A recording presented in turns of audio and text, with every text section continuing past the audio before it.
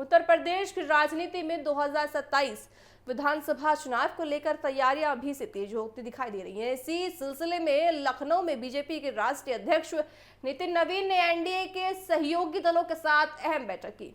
इस बैठक का मकसद आने वाले चुनाव के लिए रणनीति तैयार करना है, संगठन को मजबूत करना है, सहयोगी दलों के साथ बेहतर तालमेल बनाने और विपक्ष के खिलाफ साझा चुनावी योजना पर चर्चा करना था।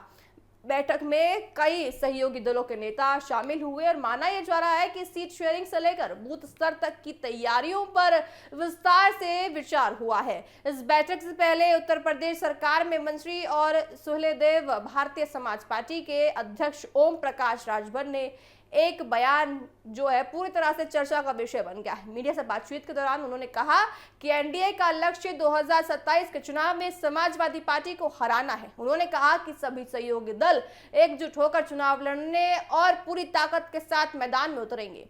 बिहार आपको बताएं कि बयान के दौरान उन्होंने ये भी कहा कि बीजेपी तो खुद ही सक्षम है, मेरा काम सिर्फ सपा का सफाइया करना है, यानी कि सपा को साफ करना है। उनके इस बयान के बाद राजनीतिक हलकों में अलग अलग तरह की चर्चाएं शुरू हो गई हैं। कुछ लोगों ने इसे एनडीए की रणनीति का हिस्सा बताया है तो कुछ ने इसे राजभर की राजनीतिक शैली के तौर पर देखा है। हालांकि राजभर ने साफ कर दिया कि उनका पूरा फोकस गठबंधन को मजबूत करने और 2027 में बेहतर प्रदर्शन लाना है।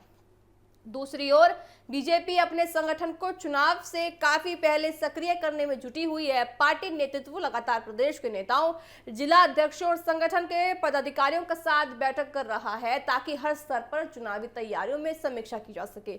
बताया ये जा रहा है कि बूथ स्तर पर संगठन को मजबूत करना, नए कार्यकर्ताओं को जोड़ना और सरकार की योजनाओं को लोगों तक पहुंचाना पार्टी की प्राथमिकता में शामिल है।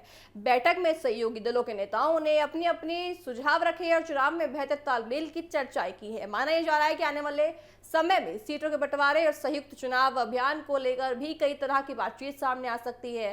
इस बीच विपक्ष भी लगातार देखिए आपको बताया कि 2027 की तैयारी करने में जुटा हुआ है। समाजवादी पार्टी और कांग्रेस के सभापति तालमेल को लेकर भी लगातार चर्चाएं हो रही है। ऐसे में बीजेपी और एनडीए पहले से ही अपनी रणनीति मजबूत करने की कोशिश कर रही है। राजनीतिक जानकारों का कहना है कि उत्तर प्रदेश का चुनाव सिर्फ राज्य ही नहीं बल्कि राष्ट्रीय राजनीति के लिहाज से भी बेहद अहम माना जाता है, इसलिए सभी दल अपनी अपनी तैयारियों में जुट गए हैं। बीजेपी की ओर से भी संकेत दिए गए हैं कि संगठन में मेहनत करने वाले कार्यकर्ताओं को प्राथमिकता दी जाएगी और चुनावी टिकट प्रदर्शन तथा संगठन के काम के आधार पर तय किया जाएगा। पार्टी नेतृत्व लगातार ये संदेश देने की कोशिश कर रहा है कि चुनाव जीतने के लिए केवल बड़े नेताओं पर ही देखिए फोकस करना जरूरी नहीं है, बल्कि बूथ स्तर तक मजबूत संगठन को ज्यादा मजबूत करना बेहद जरूरी माना जाता है। इसी सोच के साथ पार्टी प्रदेश भर में बैठकों और कार्यक्रमों का आयोजन कर रही है। लखनऊ में हुए इस बैठक को इस रणनीति का हिस्सा माना जा रहा है। आने वाले महीनों में एनडीए के सभी सहयोगी दल संयुक्त कार्रवाई आपको बताया कि कार्यक्रमों के जरिए चुनावी माहौल बनाने का पूरा प्रयास कर रहे हैं। फिलहाल इतना साफ है कि उत्तर प्रदेश में 2027 विधानसभा चुनाव की राजनीतिक तस्वीर धीरे धीरे बननी शुरू हो गई है। सत्ता पक्ष अपनी तैयारियों को मजबूत करने में लगा है तो वहीं विपक्ष भी अपनी रणनीति तैयार करने की पूरी कोशिश कर रहा है। आने वाले समय में नेताओं के बयान, गठबंधनों की दिशा, सीटों का बंटवारा और चुनावी अभियान उत्तर प्रदेश की राजनीति को और अधिक मजबूत करता हुआ दिखाई देगा।